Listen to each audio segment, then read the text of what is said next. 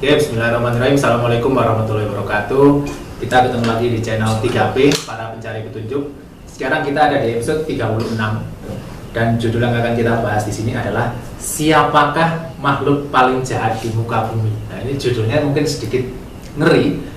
Dan judul ini mungkin di luar perkiraan kita, karena di image kita mungkin makhluk jahat itu iblis, dajjal, ya kayak Ya'juj Ma'juj. Tapi ternyata apakah Al-Quran bilang seperti itu? Nah, kita akan bahas di sini.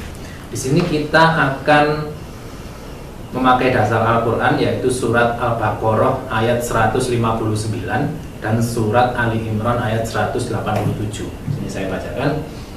Al-Baqarah 159. Sesungguhnya orang-orang yang menyembunyikan apa yang telah kami turunkan berupa keterangan-keterangan dan petunjuk setelah kami jelaskan pada manusia dalam kitab Al-Quran, mereka itulah yang dilaknat Allah dan dilaknat pula oleh mereka yang melaknat. Itu Al-Baqarah 159. Kemudian Ali Imran 187. Ingatlah ketika Allah membuat perjanjian dengan orang-orang yang telah diberi kitab. Hendaklah kamu benar-benar menerangkan isi kitab itu kepada manusia, dan janganlah kamu menyembunyikannya. Lalu mereka melepaskan janji itu ke belakang punggung mereka, mengabaikannya, dan menukarnya dengan harga yang sangat murah. Mereka itulah seburuk-buruk jual beli yang mereka lakukan. Jadi dari ayat ini dijelaskan bahwa sejahat-jahat makhluk itu ternyata bukan seperti pikiran kita, bukan iblis, bukan dajjal, bukan jin. Nah, ternyata adalah orang-orang yang diberi kitab. Nah, tetapi mereka kira-kira seperti apa? Ya, orang diberi kitab kan berarti orang muslim. Orang muslim. Ya, untuk kita kan ini Quran toh. Ya. Berarti itu eranya muslim ya. Contohnya pakai era masa lalu, zaman Taurat, zaman Injil. Ya. Mereka juga pernah melakukan gitu. Itu betulnya kalau di Al-Baqarah dikatakan orang yang paling dilaknat ya. Ya. Allah melaknat, makhluk melaknat. Siapa orang itu?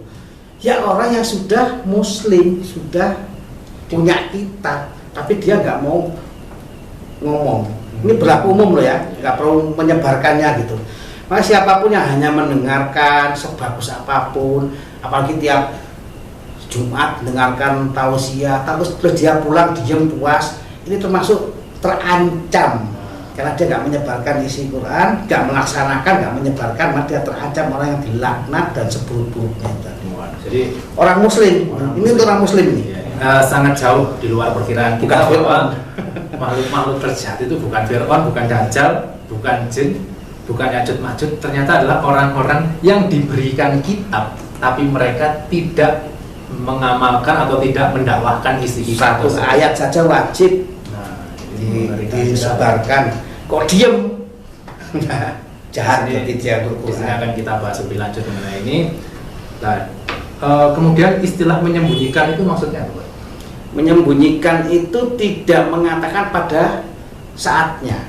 Jadi contoh ya, misalnya ada penguasa yang zalim, melakukan sedemikian penekanan, itu saatnya orang yang mengetahui kitab dia menentang itu dengan sesuai dengan kezoliman itu, bukan malah pakai ayat yang lain. Jelas sabar saja, doa saja, sudah serahkan pada Allah. Loh, bukan Allah yang kita serahkan, iya itu kan kita. Nah, itu namanya menyembunyikan. Seharusnya keluarkan ayat A, dia keluarkan ayat B. Nah, ini masuk juga yang dilaknat oleh Allah. Siapa itu? Ya yang ngerti ayat. Iya.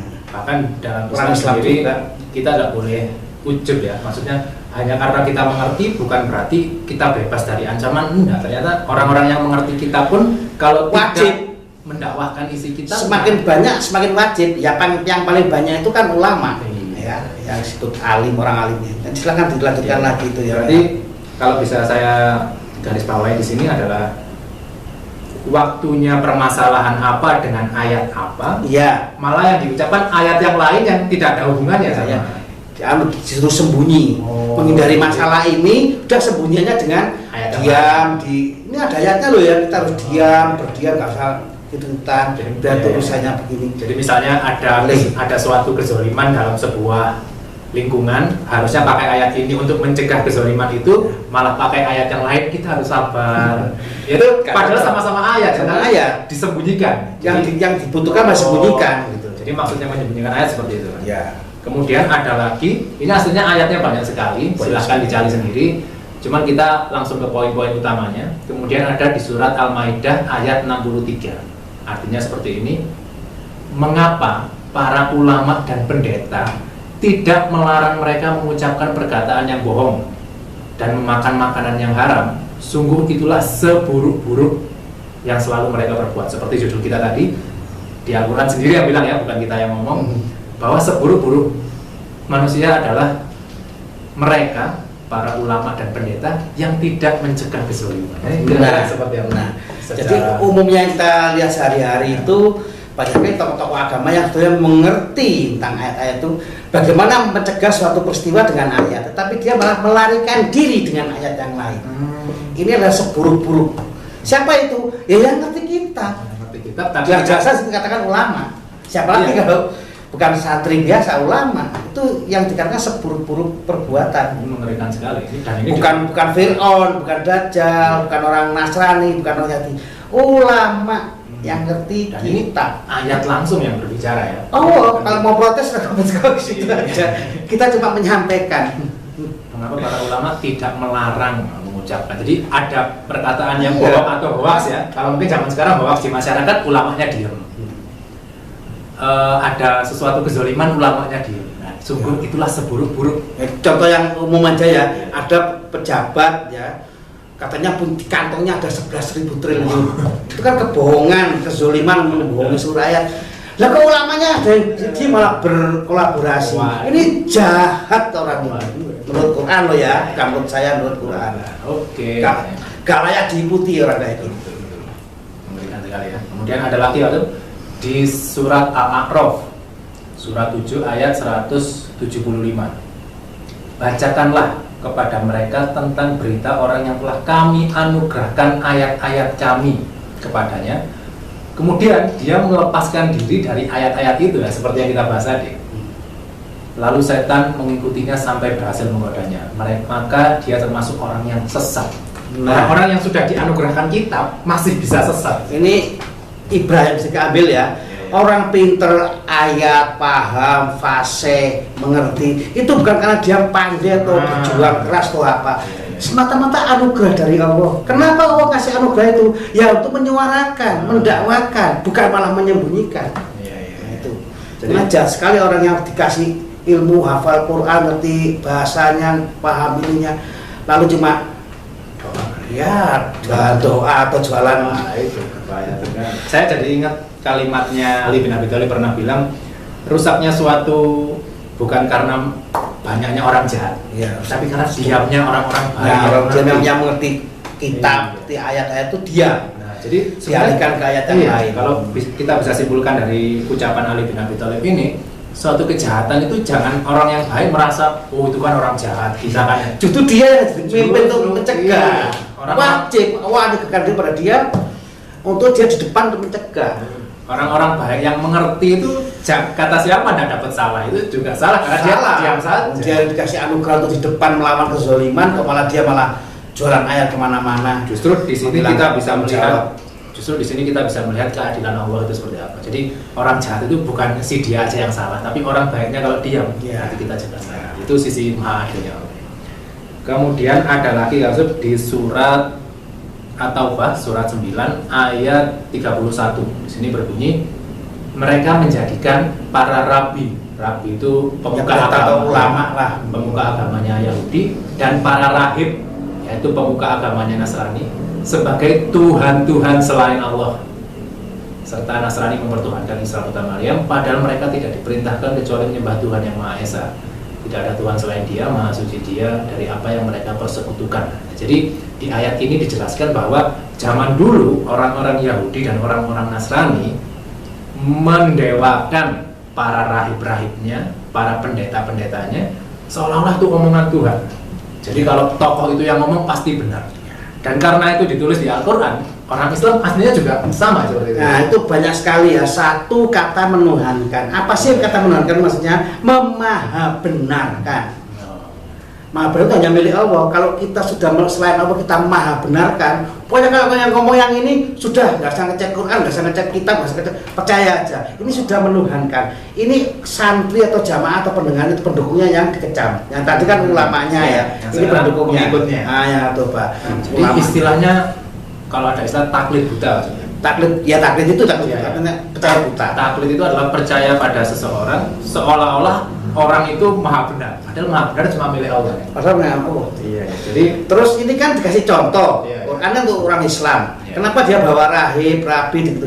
Itu bercontoh. Kamu umat Islam sekarang jangan mengikuti kesalahan umat dahulu. Mereka kenapa dulu haknya sebagai umat pilihan aku cabut, kamu serahkan ke umatnya Nabi Muhammad karena dulu mereka melakukan ini. Jangan ulangi lagi. Jadi peringatan bagi kita bahwa jangan sampai kita terlalu fokus pada tokohnya. Ya tokoh dibujuk kayak apa benar kayak anak Tuhan. Rukun iman nggak ada pada tokoh, nggak ada pada Quran yang ada. Sering kita bahas di episode-episode yang lalu bahwa tidak bisa di akhirat itu kita mengandalkan katanya si A, bisa, katanya ustadz ini, katanya ulama ini. Nggak bisa. Di akhirat itu yang diadili adalah kita. Kenapa kita percaya 100% pada mereka? Padahal kebenaran itu milik Allah. Jadi sebenarnya umat Islam ini dituntut untuk cerdas berpikir. Iya. Kita nggak boleh hanya karena tokoh. Ya Quran itu lebih kurang. Iya. Kalau nggak paham, tanya ulamanya kan banyak ulama, kan cuma satu ulama. Hanya ini tuh aku yang lain mau. Itu ormas itu aku mau ulama yang ini yang dikecam sama atau tadi itu ya. Kita nggak bisa terpaku sama tokoh, itu nggak bisa. Harus. Si kaya, si pangkat. Pada Quran. Kalau nggak ngerti tanya. Itu tadi. Jadi kita nggak bisa. Dan itu sangat terjadi di lingkungan kita sehari-hari, Mas. Menoleh kemanapun, jam berapapun yang kita lihat itu sekarang. Iya. Pantesan sekarang dikasih peringatan sama Allah, negara kita hancur, akhlak sudah hilang, alam marah. Ini kan peringatan. Kenapa? Si mengerti ayat lagi diam. Ya itu tadi Ali bin Abi Thalib. Iya. Kejahatan atau keburukan karena diamnya orang baik juga. Orang-orang baik berarti orang yang mengerti ya, diam. Itu dikasih peringatan. Ini makin parah mungkin. Kalau didiamkan itu makin parah. Di sini juga selain Al-Quran ada hadisnya, kan? Ali bin Abi Thalib lagi berkata, Rasulullah bersabda, dekat zaman bagi manusia bahwa tidak tersisa Islam kecuali namanya, tidak tersisa Al-Quran kecuali tulisannya, baca-bacaannya. Masjid-masjid mewah tapi jauh dari petunjuk. Ulama mereka itu paling buruk dari semua makhluk. Ini seperti judul kita. Di kolong langit semua makhluk loh. Jin kalah buruk. Iblis Jadi ada 4 ya. Apa tadi itu? Islam kecuali namanya. Ya Islam. Aku Muslim apanya? Caranya kan dipakai ya. Pendusta ini ya. Al-Quran kecuali tulisannya. Ya cuma dilomba-lombakan, dipasang di papan besar-besar tulisan dari emas. Buat apa? Laksanakan kok pajang-pajang itu sudah terjadi. Masjid mewah tapi jauh dari petunjuk ya kita bisa. Sekarang tiap RT ada masjid. Jam 8 ditutup. Padahal Nabi nggak pernah nutup masjid. Dan ulama mereka ulama paling buruk di seluruh makhluk. Kenapa ulama paling buruk? Karena harusnya ulama itu yang paling depan memimpin. Ditunda sampai alam marah, ini marah, masih gak sadar juga. Nanti kapan? Ya sekarang saya. Yang lucu ini, Mas. Yang lucu itu saya kadang sering buka sosmed, sosial media. Ada artis gak penting aja. Dia ngomong sesuatu, kemudian omongannya ini dipuji oleh netizen. Nah, saya yang agak miris itu, kok bukan ulama dulu yang ngomong, sampai artis yang ibaratnya nggak tahu apa-apa ngomong ini. Jadi ulama kita sudah kesalip, Pak. Ya, kemana aja? Malah sebagian ulama ada yang marah. Kok sama artis? Ya wajar lah kamu diem. Betul. Kalau kamu nggak diem tiap masalah di depan, ngapain lihat artis aja sekarang ngerti Quran cuma jual aurat aja. Akhirnya kenapa netizen kesana? Lah kamu diem. Ulamanya cuma jualan kecuali 1-2 ya. Yang sebenarnya diem jualan doa, cium tangan. Ini yang dikecam dalam Quran dan hadis. Ini yang akan jadi Kemudian ada lagi maksud ada hadis juga dari Tirmizi dan Abu Daud.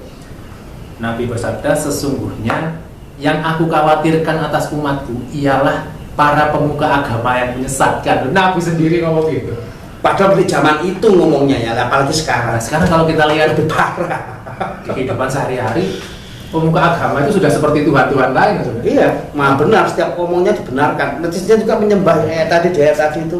Kemudian ada juga dari Imam Ghazali menyebutkan Rasulullah bersabda, ada yang aku khawatirkan dari kalian ketimbang dajjal. Aku khawatirkan ketimbang dajjal. Beliau kemudian ditanya, apa itu wahai Rasulullah? Rasulullah menjawab, ulama suk. Ulama suk ini apa? Yaitu tadi ulama yang menjual ayat, menyembunyikan ayat. Nah, dan ini diperkuat juga, ada hadis juga, dan ini hadis ini jarang sekali dibahas. Saya juga heran kenapa hadis ini jarang sekali dibahas. Saya bahkan baru dengarnya itu belakangan ini, disembunyikan. Itu satu saya disembunyikan oleh mereka yang merasa tersinggung mungkin ya. Silakan cari sendiri di Google ya. Ini bukan kita yang ngomong, hadis yang ngomong. Berlindunglah kalian dari Jub al-Huns. Kemudian para sahabat bertanya, ya Rasulullah, apa itu Jub al-Huns? Rasulullah menjawab, bukit di neraka jahanam, neraka paling bawah ya, yang jahanam sendiri berlindung darinya. Bayangkan, neraka sendiri berlindung dari ada suatu tempat. Wah, kayak apa itu? Jadi level luar biasa. Level apa ini? Neraka jahanam itu sudah pasti orang yang luar biasa dosanya di sana. Siapa di situ orang? Kemudian para sahabat bertanya, kepada siapakah tempat itu dipersiapkan ya Rasulullah? Rasulullah menjawab, ia dipersiapkan bagi pembaca Al-Quran yang mempamerkan amalan mereka. Jadi bukan orang kafir aja yang di jahanam maksudnya. Justru yang diisinya orang-orang yang membaca Al-Quran loh, yang dipamerkan, dilombakan, atau di-share tiap pagi share ayat Quran, dia itu nggak berubah akhlaknya kayak gitu. Ini diancam Jubal Husni tadi, lembah di jahanam terbawa. Terus jahanam itu yang berlindung. Level apa ini? Wow, bukan dajjal, bukan itu. Iya. Dan jujur ya, saya di umur segini baru denger itu kemarin-kemarin ini. Saya khawatirnya yang disembunyikan oleh Rasulullah. Nah, dari pembahasan kita tadi bahwa jangan sampai para pemirsa salah paham. Jangan sampai salah paham. Jangan 01 mengartikan sesuatu bahwa kita berbicara seperti ini, berdiskusi seperti ini, bukan kita nggak setuju sama ulama, bukan. Setuju sama ulama, bukan. Pasti ada yang mikir gitu. Kita hanya membahas, iya pasti ada yang mikir itu. Kok nggak suka sama ulama? Bukan. Ini Quran ngomong gitu, hadis ngomong gitu. Jadi kalau Anda dianugerahkan Allah jadi ulama, walaupun jadi sekedar tokoh biasa, ini dipakai, jangan disembunyikan.